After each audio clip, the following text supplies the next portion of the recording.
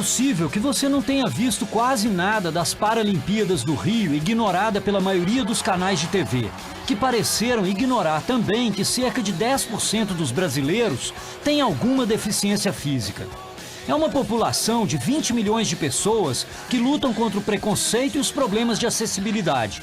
Na Grande São Paulo, onde vivem mais de 2 milhões de deficientes, 62% das unidades públicas de saúde não têm acesso adequado. Em todo o país, apenas 10% das calçadas estão adaptadas para cadeirantes e deficientes visuais. Não existe o cara andar 100 metros, só existe 100 metros com obstáculos. Pouquíssimas escolas, públicas ou privadas, estão plenamente adaptadas. O resultado disso é que o sujeito fica sem estudar. De acordo com o IBGE, entre os deficientes com mais de 15 anos, 61,13% cursaram apenas o ensino fundamental ou não têm nenhuma instrução. Em contrapartida, desde 1999 está regulamentada a lei de cotas que obriga as empresas a contratar entre 2% e 5% de funcionários com alguma deficiência. Passamos a ver mais frequentemente as vagas de carros destinadas a essa população. Mas será que a inclusão dos deficientes físicos está de fato funcionando? Para começo de conversa, marquei um encontro com uma velha amiga, a advogada Thaís Martinez. Thaís era dona do Boris, um cão-guia que foi proibido de entrar com ela no metrô. Santa ignorância! O jeito foi ganhar na justiça esse direito. Hoje, a Thaís é guiada pelo Diesel, esse labrador aí, ó. Mas foi o Boris que virou o protagonista de um livro, Minha Vida com Boris, e transformou a simples advogada na ativista que acabou por fundar o IRIS, Instituto de Responsabilidade e Inclusão Social. Tudo bom? Tudo bem? Você acha que os cegos, os deficientes, eles melhorou muito essa questão da inclusão? Sem dúvida, a gente está avançando, né? Acho que essa própria questão do cão-guia, a gente vê um avanço tanto em termos de número de cães-guias, que na época do Boris tinha, quando ele chegou no Brasil, uma meia dúzia de cães-guias no Brasil, né? E hoje em dia a gente tem em torno de 100, mas mesmo assim é muito pouco. Em termos de legislação, nós temos uma das legislações mais avançadas do mundo no Brasil. É mesmo? Sim. Você fala em relação a cotas Tudo. Cota, leis de acessibilidade. Mas, na prática, na efetivação desses direitos, a gente vê, assim, tem um salto muito grande do que diz a lei para o que se efetiva, né? Por exemplo, nós temos uma lei que obriga a ter semáforo sonoro em vias, né, de grande fluxo e tal. E aqui em São Paulo, dá para contar nos dedos da mão onde você encontra esse semáforo, né? Muitas pessoas se isolam, né, Thaís? Sim. Acho que isso tem melhorado, mas ainda a gente vê isso, as pessoas se isolando, as famílias ainda isolando as crianças, né, por receio. E também, sem dúvida, né, Fred, acho que pela falta de acessibilidade, né, porque a gente vai ao cinema, ao shopping, é raro ver uma pessoa com deficiência circulando, embora já tenha melhorado. Mas isso também se deve a como é que a pessoa muitas vezes vai chegar àquele local. Tem uma questão que foi trazida aí por esse tratado internacional, né, dos direitos das pessoas com deficiência, que é muito interessante, que é um conceito assim de que a deficiência, o grau, na verdade, de deficiência que a pessoa tem, ele está muito relacionado com a condição socioeconômica. Quem pode ter um computador de última geração, um motorista, a pessoa é como se ela fosse menos cega do que a outra que não tem condições econômicas, né? Então, a gente precisa de políticas públicas para suprir essa diferença também. Ô Thaís, quais são as maiores dificuldades que um cego tem numa cidade como São Paulo? A acessibilidade, no geral, né, facilita a vida da pessoa que tem uma deficiência visual, embora ela possa subir um degrau, né, tudo. Mas é claro que uma calçada cheia de degraus aumenta esse risco. Agora, uma coisa que para quem tem deficiência visual e principalmente para quem não tem um cão-guia, né, para quem usa bengala, são os obstáculos aéreos, né, os orelhões, por exemplo. Claro, a gente tem algumas questões de acessibilidade que não dependeriam só de reformas arquitetônicas, né, que são atitudes. É muito comum eu estar andando com diesel e ele me tirar da calçada e ir pela rua porque tem um carro estacionado lá, né? Então, esse é um obstáculo que um ser humano colocou ali, né? Eu queria que você me contasse um pouco das especificidades do cão-guia. Me conta um pouquinho como funciona essa incrível máquina de... E é uma incrível parceria, né? Porque é isso, quanto mais o tempo vai passando, mais vai aumentando a sintonia, né, que a gente tem. Mas o cão-guia, sem dúvida, é uma forma de... Eu diria, uma forma de viver para quem tem uma deficiência visual que para mim é incrível, né? Acho que tem vários aspectos, tem esse técnico, porque ele me desvia de obstáculos aéreos, ele me deixa andar com uma velocidade muito boa, né? Sem ter medo de obstáculos, de degraus, nada disso.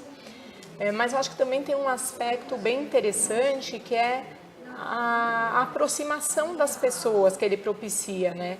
Que, na verdade, isso é uma coisa que os cães fazem em geral, né? O cachorro é especialista Exatamente. Nessa fábrica de afeto, né? Que é o cachorro, né? Uma coisa também bastante importante é a primeira etapa do treinamento deles, que é a socialização.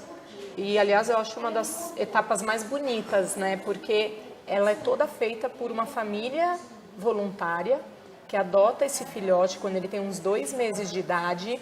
E aí fica com ele, ensinando, vamos dizer, boas maneiras para ele, né?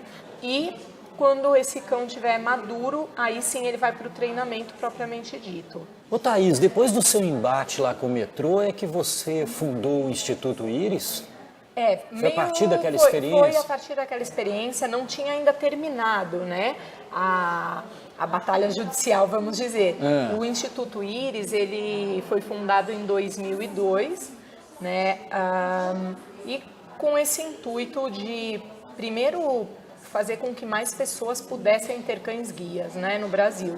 E também para a gente trabalhar essa questão mesmo das políticas públicas, né? Nós trabalhamos muito para aprovar a lei federal que foi aprovada em 2005, que garante esse livre acesso da pessoa com cão-guia em todo o Brasil, né? Eu acho que falta política pública, né, por um lado, mas a gente volta sempre para aquele mesmo ponto da educação inclusiva, né? Porque a educação inclusiva, ela propicia a convivência, né, das pessoas que não têm uma deficiência com aquelas que têm, e aí transforma isso em alguma coisa mais natural, né? Certo, você fala nas escolas, com as crianças exatamente, e tal. Né? Então, se as crianças com deficiência estivessem em maior número nas escolas comuns, a gente conseguiria uma sociedade que agiria com maior naturalidade em relação a esse tema. Criada em 1950, a Associação de Assistência à Criança Deficiente é uma entidade de suma importância na discussão dos direitos das pessoas com deficiência. Esta é Cristina Macieiro, coordenadora do Serviço de Psicologia e Orientação à Empregabilidade da ACD. Eu queria saber o que a Cristina tinha a dizer sobre a educação dos deficientes. A exigência de que as escolas recebam crianças com deficiência para estudarem com as outras crianças que não têm deficiência, ela é uma ação afirmativa que, ao nosso ver, é muito produtiva para gerar um movimento de inclusão. Então, nós somos favoráveis ao movimento de inclusão, embora, pela nossa experiência, nós possamos observar que muitas das crianças com deficiência que estão nas escolas regulares não conseguem ter o atendimento especializado para as suas necessidades especiais. A gente tem até um bom índice de pessoas com deficiência que fazem o ensino médio. Um problema que é real é a qualidade desse ensino. A gente ainda tem muitas que não chegam no ensino médio por questões de acessibilidade ou por desconhecimento de muitos equipamentos de educação formal que não conseguem promover as adaptações em sala de aula para esse público. Então, ter um intérprete de Libras, recursos que permitam a pessoa com deficiência visual possam usar o mesmo material pedagógico ou um material pedagógico adaptado para elas. Ou até recursos de acessibilidade física, como conseguir chegar na sala de aula com a cadeira de rodas. Mas a gente já tem uma melhora significativa, acho que a sociedade vem se preparando para acolher a pessoa com deficiência e não somente acolher, mas empoderar a pessoa com deficiência para que ela mostre o que ela é capaz de fazer e como ela pode contribuir para a sociedade. Muitas das pessoas com deficiência não conseguem se deslocar pela cidade por causa da dificuldade de acessibilidade das calçadas. E o detalhe importante é que, pela lei, quem cuida da calçada é o morador daquela área onde a calçada fica. Então, não tem como o município ou o estado agir naquela calçada. Essa é uma dificuldade, porque a gente teria que trabalhar, então, com a consciência dos moradores de cada casa, para que eles possam saber como é cuidar bem da sua calçada e torná-la acessível. Renato Cruz tinha acabado de chegar da Paralimpíada do Rio. Foi medalha de prata no revezamento 4x100. Eu queria saber o que ele tinha achado do evento e do espaço que a TV aberta dedicou ao assunto. Para isso, fui fazer um corre com ele no Ibirapuera. Ô Renato, e como é que foi lá, cara? Como foi na Paralimpíada? Cara, eu fui bem, cara. Olha, o Paralimpíadas é um momento único da vida de qualquer pessoa, né? De qualquer atleta. Então, quando você é convocado, né? A convocação, ela já gera em você um sentimento incrível de muita alegria e de muita satisfação de poder representar o Brasil, né, cara? Então, e não só representar o Brasil, mas representar a sua família, né? Eu sou pai de 3 filhos, sou casado com algum tempo já. A Paralimpíada também, eu achei que ia ter muito mais transmissão, sabe, cara? Você não acha que um pouco assim, uma oportunidade perdida? Oportunidade perdida. De diminuir o preconceito, né, de mostrar como as pessoas superam a dificuldade. Perfeito. Né? Há uma questão dentro de nós, atletas paralímpicos, que precisaria mudar no Brasil. O que se ressalta quando a gente fala de um atleta com deficiência é a deficiência e não o seu rendimento. Essa é uma discussão que a gente tem que fazer, entendeu? Porque ele não tem a perna. Não vai falar que eu bati o recorde brasileiro na prova dos 100 metros na Paralimpíada. O cara não vai falar isso. Eu não consigo entender porque uma marca, ela não associa o seu produto a um deficiente. Cara, você sabe a quantidade de deficientes que a gente tem no Brasil? É uma Espanha. Esse povo consome. Esse povo consome, esse povo compra carro. Esse povo compra carro, sabia? Esse povo trabalha. Até para tornar mais fácil esse cara no mercado de trabalho. Porque quando você vê um atleta na televisão, um amputado, um cadeirante, ou um deficiente visual, ou seja, qual for a deficiência que o cara tem na televisão, e essa imagem se torna normal, quando uma criança me vê na rua, ela não vai falar, mãe, olha ali. Criança é o sinônimo da pureza, né? É a minha concepção. Então, quando ela olha para você, ela não vai se espantar, porque ela já viu na televisão. Eu entendo que a inclusão no Brasil, ela é mascarada, entendeu? O trabalho de inclusão no Brasil é porque existe lei. Então não é inclusão, é absorção. Eu absorvo você, mas a qualquer momento eu posso te jogar fora, entendeu? Tem que ser obrigatório, né? Na lei. Na caneta, senão não vai. Isso é chato, é desagradável. É um momento que a gente se sente deficiente. Na nossa opinião, a lei de cotas ainda é necessária para que o movimento de inclusão continue acontecendo. A gente observa que sem a força da lei, haveriam poucos movimentos na direção da contratação das pessoas com deficiência. É verdade, sim, que existe uma grande parcela da nossa população que ainda tem preconceitos, até mesmo pelo próprio desconhecimento. Muitas vezes a pessoa com deficiência, para trabalhar, precisa de uma série de adaptações. Ela precisa adaptar a sua rotina de trabalho ou adaptar as ferramentas de trabalho que ela vai usar para executar a sua tarefa. Então, ter que adaptar exige que a gente tenha que parar para conhecer algo novo e fazer as mudanças necessárias. O que a gente pode fazer? Fazer uma análise, uma reflexão sobre as nossas próprias diferenças. Aquelas diferenças que a gente encontra no dia a dia uns com os outros. As diferenças de personalidade, as diferenças de origem, as diferenças na sua formação. E se a gente parar para pensar, muitas vezes essas diferenças são o que trazem riqueza para o nosso dia a dia. No próximo bloco, um jornalista com 2 pernas e uma barriguinha de chope num tira-teima com Renato Cruz. E uma visita à agência Anões em Ação, um empreendimento que oferece anões para animar a sua festa.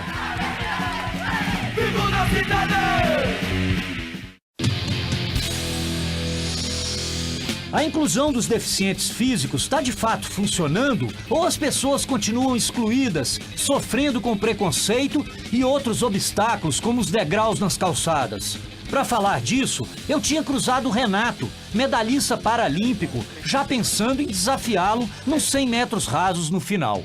Como é que você perdeu a perna? Um acidente de trabalho, uma manobra com uma ponte rolante, com guindaste na companhia onde eu trabalho.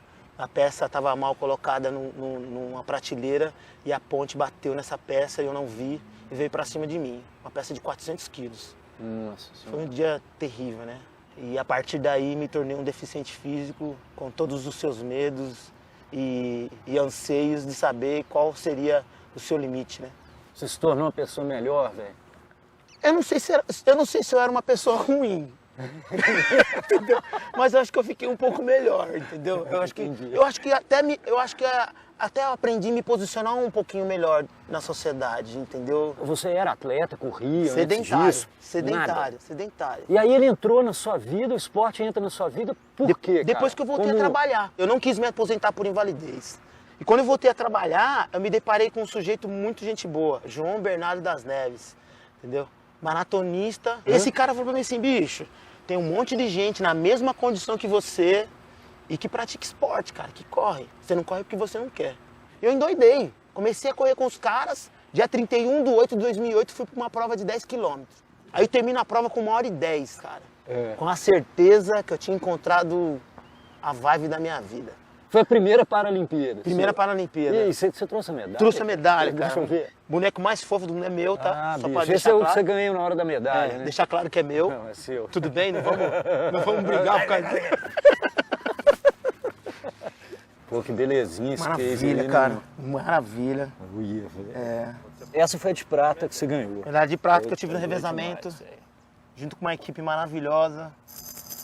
Para os deficientes visuais. A da Paralimpíada tem esse barulho. Tem. Isso aqui, cara, é um negócio que você usa só para correr. Correr e Aquela treinar. outra perna que você tava que você usa no dia a dia. Exatamente, né? exatamente. Isso aqui é de quê? Fibra de carbono. Fibra de carbono. Fibra de carbono. Só que isso aqui você compra e isso aqui é artesanato. No meu caso é uma prova de velocidade. Sei. Tem um ângulo maior. Então a primeira coisa que um amputado tem que ter é um bom encaixe. Tem que ter um bom encaixe. Tem que pegar um profissional decente, honesto, entendeu?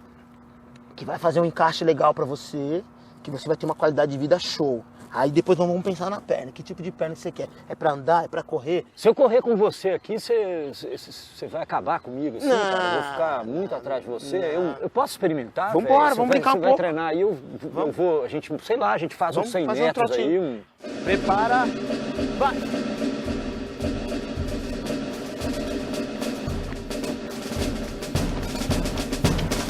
Rapaz, eu podia ter uma dúzia de perna que não ia adiantar nada. Tô um pouco despreparado, hein? O coração tá meio... Traz uma água pro cara, que o cara tá meio cansado. Não tem cerveja, Vamos embora? Vambora, nego. E, meu, se você falar pra ele onde você quer ir, ele te leva? Ele leva. Quando a gente chegar lá embaixo, eu vou pedir para ele encontrar a farmácia, por exemplo. Os deficientes estão sendo incluídos na sociedade? Médio, né? As leis de cotas promoveram a inclusão no mercado de trabalho, isso é bom. Mas falta muito, desde o mínimo, que é adaptar as escolas para receber o deficiente, até o máximo, que é educar as crianças para as diferenças. Por que os sinais de trânsito ainda não têm som para auxiliar os cegos? Por que o poder público não pode ajudar na criação e treinamento dos cães-guias, assim como faz com os cachorros da PM e dos bombeiros? A sociedade civil também pode fazer mais. Por que não juntar Olimpíadas e Paralimpíadas no mesmo evento? Por que não transmitir direito às Paralimpíadas? Por que os deficientes, exemplos de superação, não podem estar nas propagandas? Podem, é só querer.